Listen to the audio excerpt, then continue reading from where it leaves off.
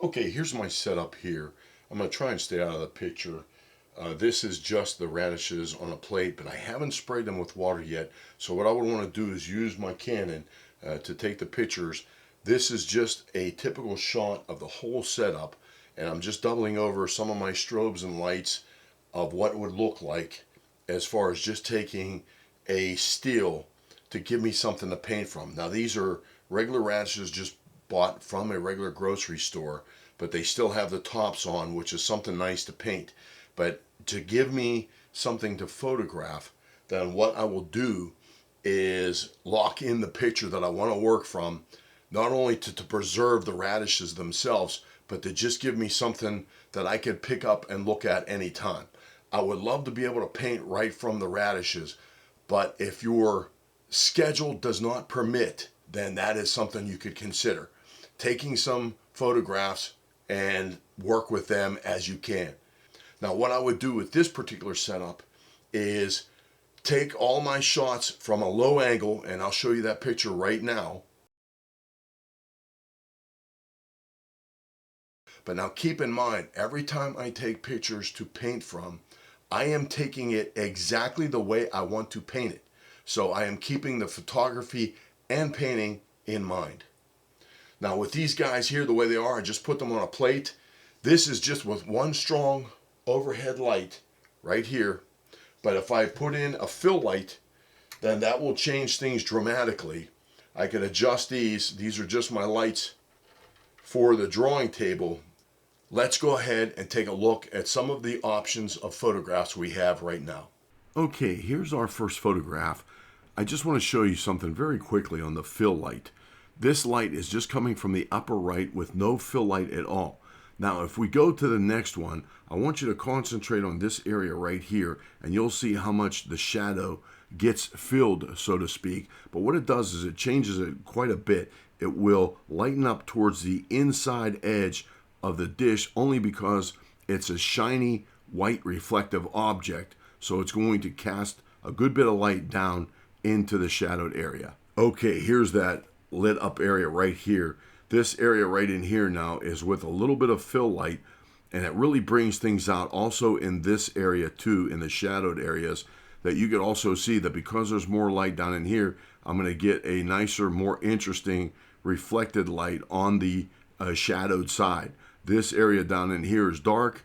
This area is dark, but right across here is the reflection line of the white bull itself. Now let's go on to the next one. Now this one is just pretty much straightforward. Also a little bit of reflective light here, but then this one is a little bit more darker. All I did was turn the light down a little bit so it cast a harder shadow up in the upper left-hand corner. But then this one in particular, the only thing that's bothered me about all of these pictures is this root right here. I just don't like it. Now for me, it bothers me that that root comes across right where the bowl meets the leaf. I think I'd rather draw that root out coming out this way to try and continue a circular motion from this root. And that would be just me, but some things I would rather change now as I'm drawing it out and then see how it looks once the drawing's done. Now this one is also one of the ones I have taken. Let's go to one last photo and we'll see which one we're going to use. Okay, now this one is the same. It's a little wee bit more dramatic. I tilted the light down even a little bit more just to give a hard light from the right, but it's a very low angle right light. And you can even see the edge up here of my watercolor paper. And that is just to create what is called a horizonless background. So the paper just goes right up the side, up the edge, and then you won't see no line going across here as if it was the edge of the table or anything like that. But this one here, I think I like the second one the best. Let's go back to that one. That's this one right here. And I think this one with the fill light, I think it would be more of like a typical classic illustration look, just with the white background and just a little bit of a shadow just to give it a surface that it's sitting on, and then all of the different subtle reflective lighting in the porcelain itself, especially like these marks right here, these shadows, the reflection marks, and then how subtle they are, and then the radishes themselves. But what I may do is draw out these leaves and then continue them on and draw them into the paper and not necessarily finish the leaf. The greens will just go off into the white of the paper, and then I'll just more or less concentrate on the radishes of the red, and then that's it. Let's go ahead and start drawing this out. Okay, I'm going to go ahead and draw this out. My paper is 11 by 9 at 300 dpi. That will be my image size. And when I draw this out digitally, it will work out pretty good, only because I could draw it pretty much anywhere it will fit inside of my edges, but then I can move around all of the layers to center it up where I would want it to be on my actual traditional cold press illustration board. Now, the only thing I am going to do is just to show you that if you need some help drawing some things out or just getting started, I'm going to go ahead and put down some guides right at the edge of this bowl. And what I'm going to do is use my ellipse drawing tool to just give me a nice perfect ellipse right around where the top of the bowl is, just to get me started. And then I'll go freehand from there, and then I'm going to print this out on vellum paper and then transfer it onto my cold press board. Let's go ahead and draw this out. As I'm drawing this out, I'm using the ellipse tool, but what I did there real quickly that you may have missed is I used a guide that was perfectly level to level up my ellipse. I didn't want the ellipse itself on an angle. Now what I'll do is just draw in the leaves and the radishes themselves, changing things as I need.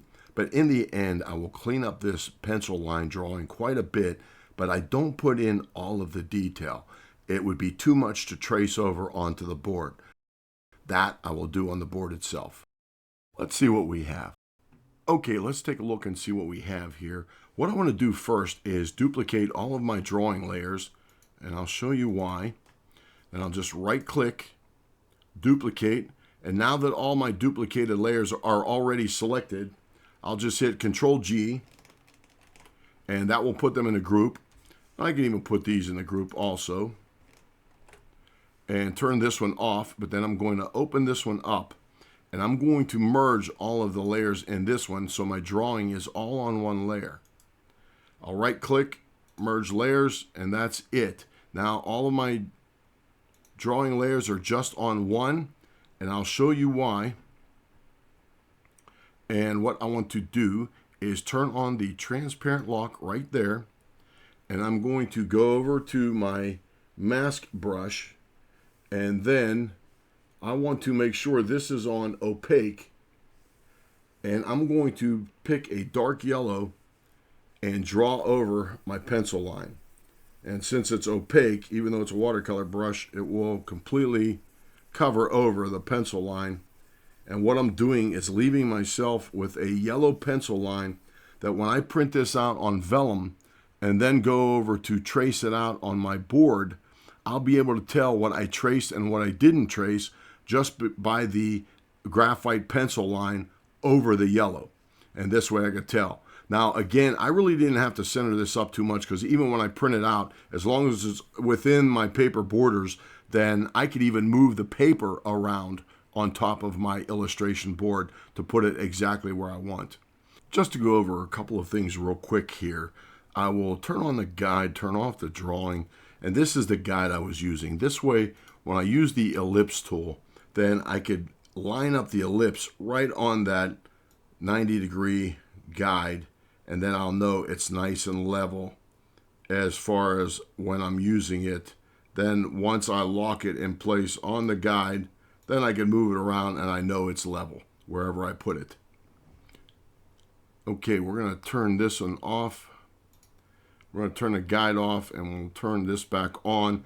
And then just quickly, what I did with the drawing, I didn't put in all of the detail because I'll obviously do most of that on the illustration board.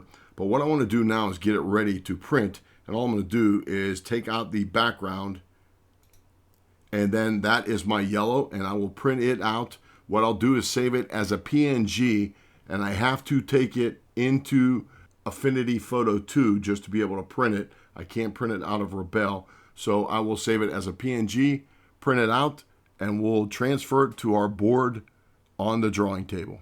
Okay, here's my illustration board. Before we go into this, I just want to show you something from my school days.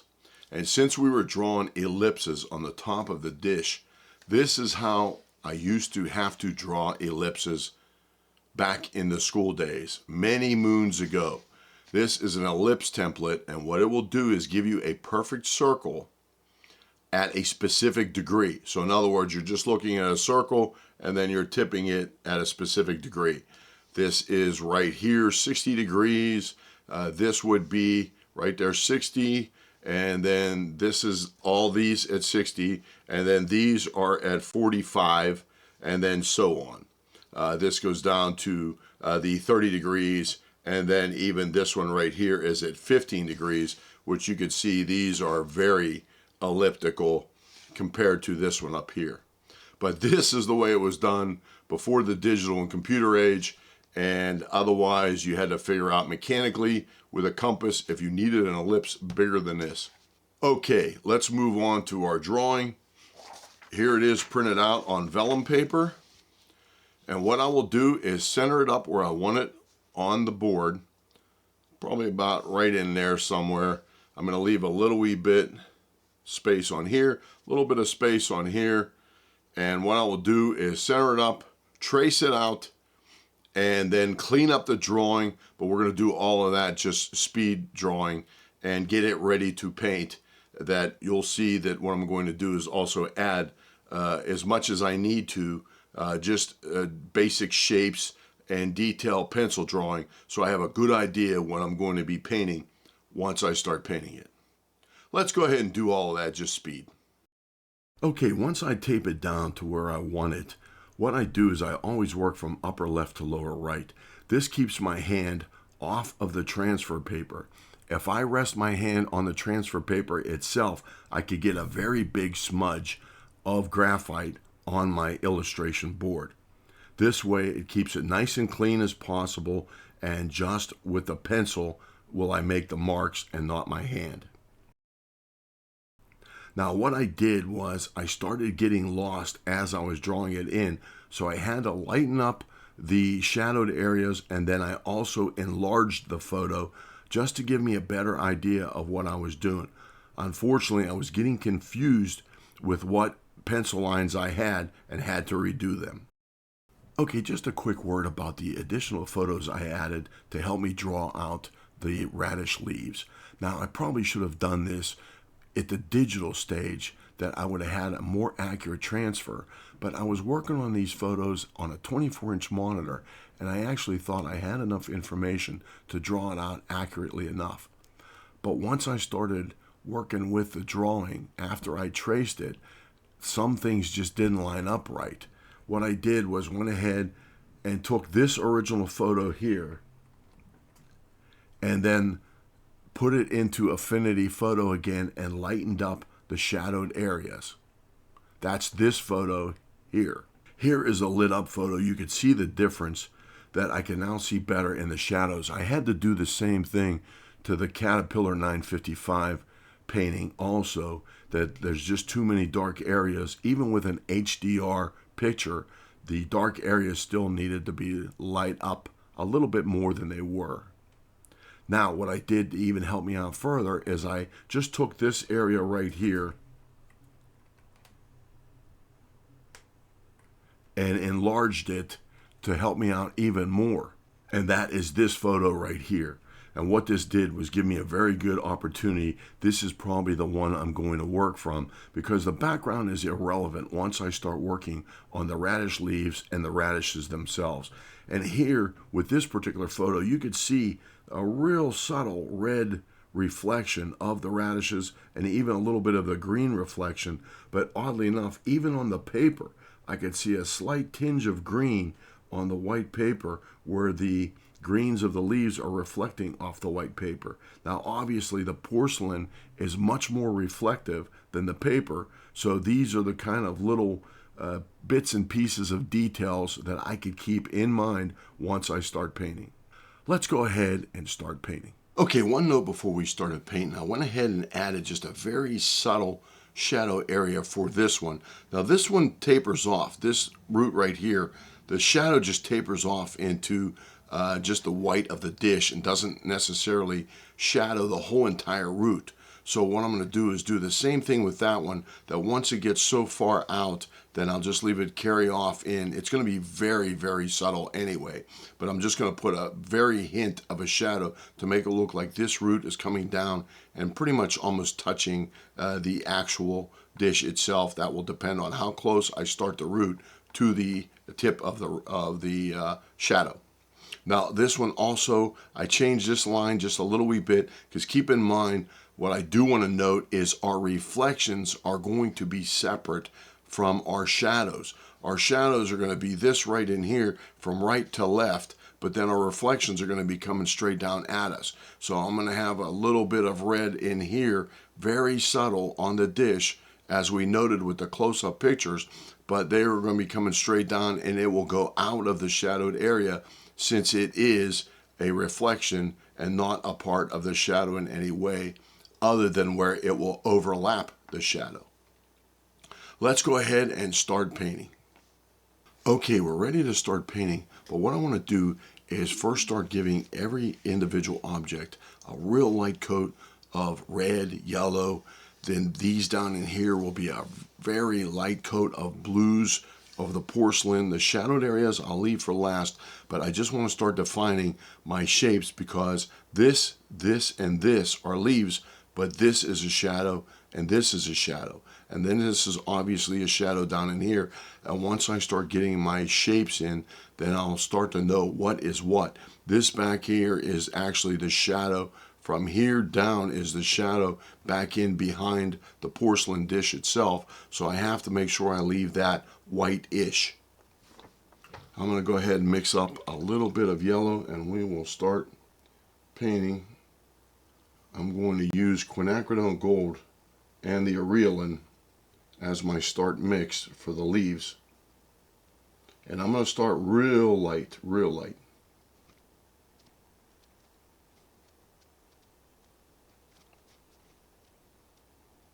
And we'll just do this in real time, here and there, just to get us started.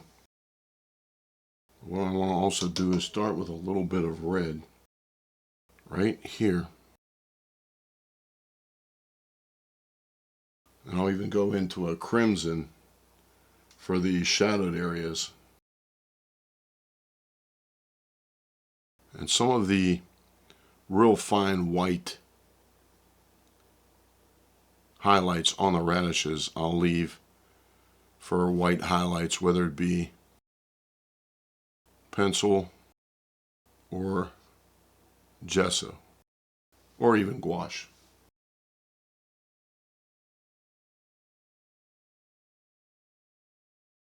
Again, starting off real light.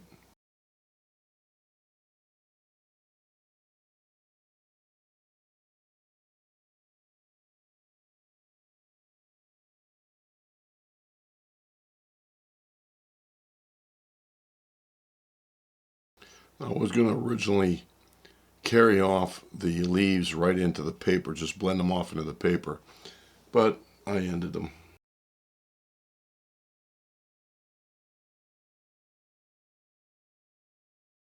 The real finer details of the veins on the leaves I could do with even a tinted gesso or gouache. But this will get us started. And once it completely dries, I can lift up some of those pencil lines later, but I'll see how much they have an effect on the lighter areas first. In some cases, once the colors get darker, they slowly disappear. Now I'm going to shadow this. Mix up a real light gray. I'm going to add a ton of water to that. I want it kind of a neutral gray, maybe a little bit on the bluish side. This is going to be almost kind of like dirty water at this point.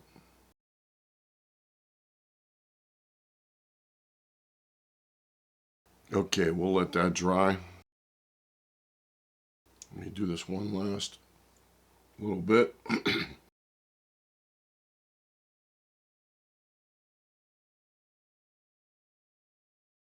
Okay, that's nice and dry.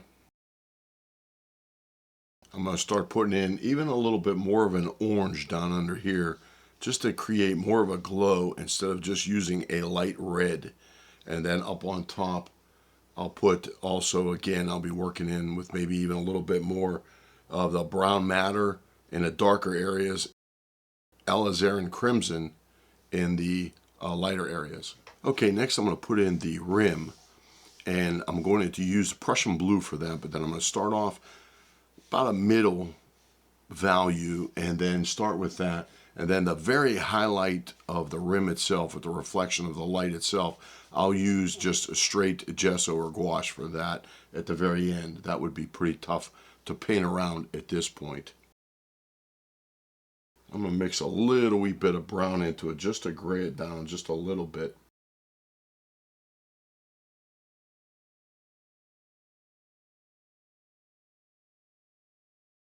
Right in here, I'm going to switch to a ultramarine blue just to mix it up a little bit.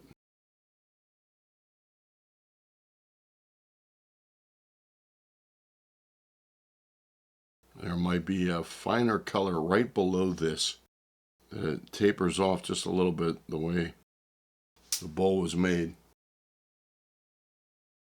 No undo here. Okay, that'll be the start of it. Then I have to go darker in some places, almost borderline black, but then I could also leave just a subtle edge, but I could paint that in separate once I make the bottom edge of this darker, and that will get me started. And then some of these in here, I'm going to give a slight coat of blue, but I start out as light as I possibly can, but then I can always go darker again. Then once I start putting in my reflections and shadows, that will all be puddled out and softened up also. And then this shadow here will be the same thing. It'll be just a soft shadow. Same with this down in here. Okay, I'm going to start working on this leaf right here, but I'm going to leave it more yellows than greens. Everything else will be fairly darker. I'm going to try and make it a whitish green if it's in direct light, but then this one is going to be a yellowish green since it's going to be translucent. This is a Reelin and Windsor Blue.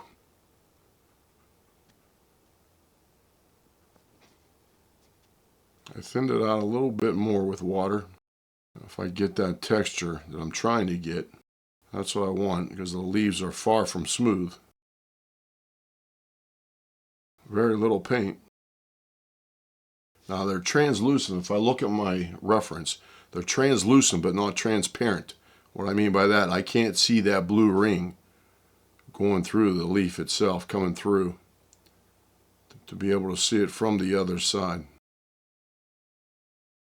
I have to be careful. If I want to keep this one looking translucent, I can't make it too dark too quick. When painting illustrations the way I do, my usual technique is to trust my photo reference as a guide. What I mean by that is I use it for all of my lights and darks to give me an idea of how dark to take something, because in some cases I may take something to just about completion before I even start other areas. Once I start mixing colors, I want to keep those colors ready to go and not have to remix them. This will end up going darker here. I'm going to start the top of this leaf. Again, I'm going to make it a little wee bit.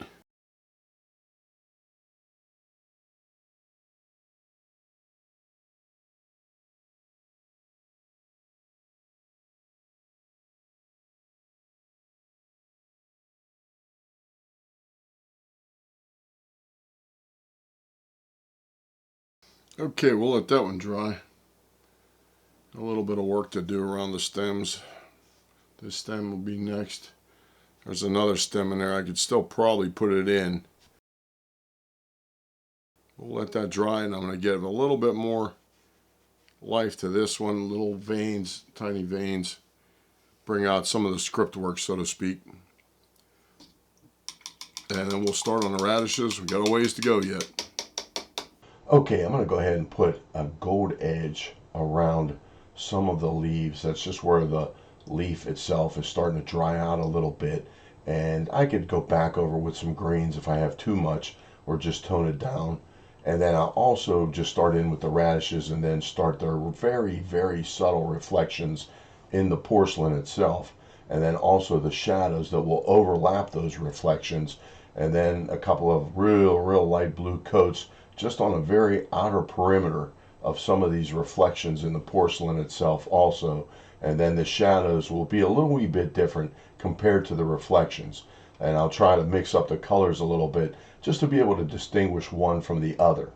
But in the meantime, I'm going to go ahead and do speed painting. I went ahead and put the close-up reference in. That's the one I'll be working from now. We'll go ahead and get some of this caught up, and then we'll stop later to see how we're doing. Let's do some speed painting. I'm using 3 or 4 different reds to get me started with the radishes. It would be the Windsor red, the permanent rose, a little bit of burnt sienna, a little bit of brown madder, and then also the alizarin crimson for my darkest parts of the radishes. Even for the shadowed areas, I'll also mix the dioxazine purple or the Windsor violet in with the alizarin crimson for shadowed areas of the darkest parts of the radishes. Now, when I'm layering paints down like this, I often put down colors that seem way too dark, but they will lighten up as it dries. So layering wet colors down on top of a dry layer, they may look out of place at first, but once they start to dry, then you'll get a better idea where you're at. That's why I always try to put a little bit down at a time. I could always go darker, but it's very tough to make it lighter. I'm just working in the leaves and the sections of the porcelain plate itself. I jump back and forth to different areas just to allow myself some time for it to dry, and then that way I could go back to other places and then create the straight edges I may be looking for that is needed for dry paper. Here I'm starting to pile on the red colors pretty thick, not quite opaque, but just thick enough to give me a vibrant, vivid red. Otherwise, they may start to look a little on the pastel side or washed out. Now, if I need a washed out color, that's fine, but in some cases, you may need a more intense color, which you may have to start going a little on the opaque side with transparent watercolors. Otherwise, the paper will always come through if it's transparent with more water. Adding the finishing touches, I'm just going over different areas. We could still do some work to this, so let's see what we got. Okay, the only thing I want to do is just tone down some of these little veins a little bit. There's some that are a little bit too white. I painted around them to leave them there, but I'm going to mix up just a little wee bit of my same green again. I wiped down the palette just to start fresh with new colors. Take a little bit of the Aquarelle in.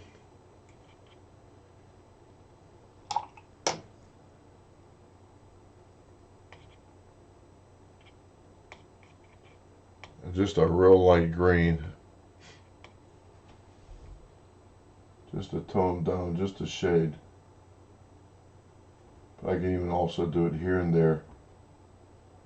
And again, it's going to go down darker than what it will dry to.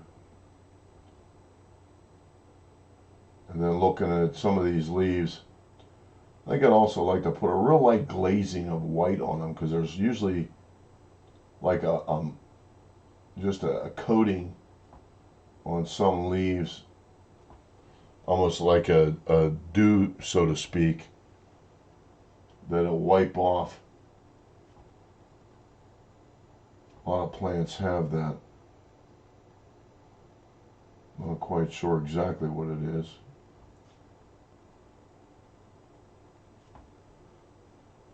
just to tone them down a little bit, and once that dries, they'll dry a little bit lighter.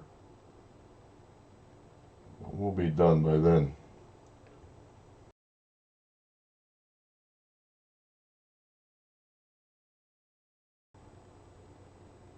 And then just to keep this one looking translucent, it would have been nice to put a dark background behind it.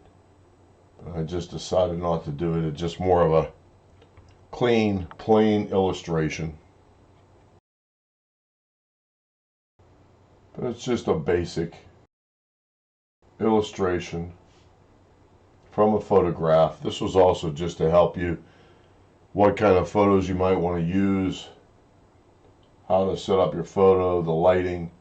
And if you have the ability to adjust your own photographs, it could really make a difference of what kind of detail you could pull out of a photograph. If you try to paint detailed or realistic, then you're only going to be as good as your reference for the most part. And sometimes that can make all the difference in the world.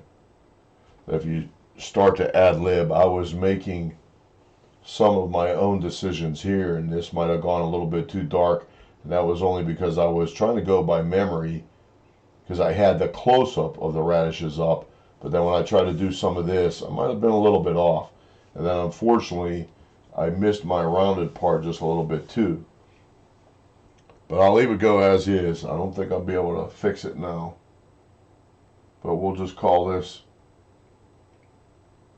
a quick illustrative demo working from a photograph, just to give you some rough ideas.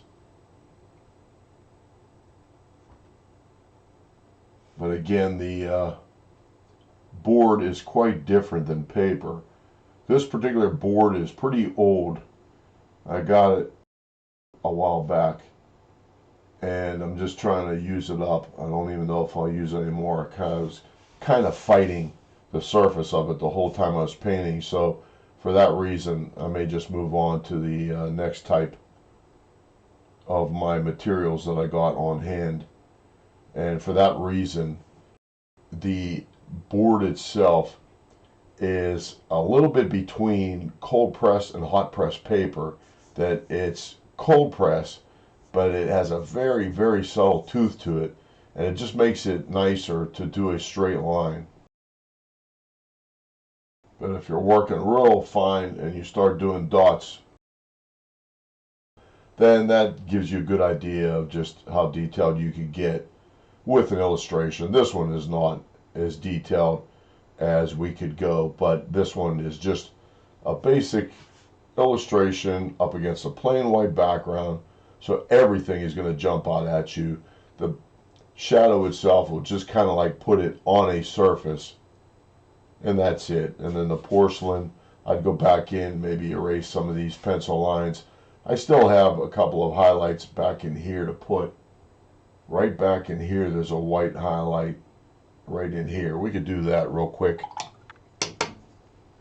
And that I was using gesso for. I'll break it out right now. And just to put a real fine white line right through that shadow. It doesn't quite make it through the second one. And that's an idea of how to use gesso for that.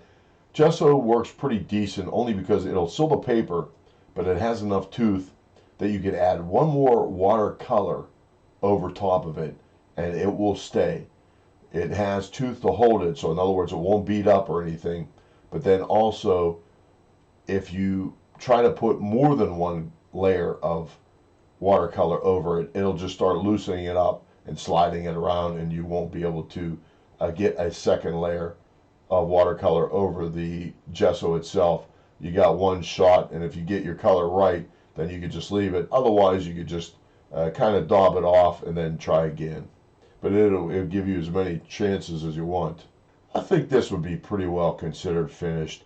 We'll be doing quite a few of these kinds of illustrations, and then we'll also experiment with different surface materials that I think will get the very sharp edges, will get an interesting, different look if we go to a hot press or even some of the different illustration boards that are available. And we'll try those just to see how they work also. In this way, it'll give you a chance to look at different types of surfaces and what you could do with them. We'll call this one finished. If you made it this far, please hit that like button and subscribe, and I appreciate it very much. It helps. So until I see you out in the field or back at the studio, thanks for watching.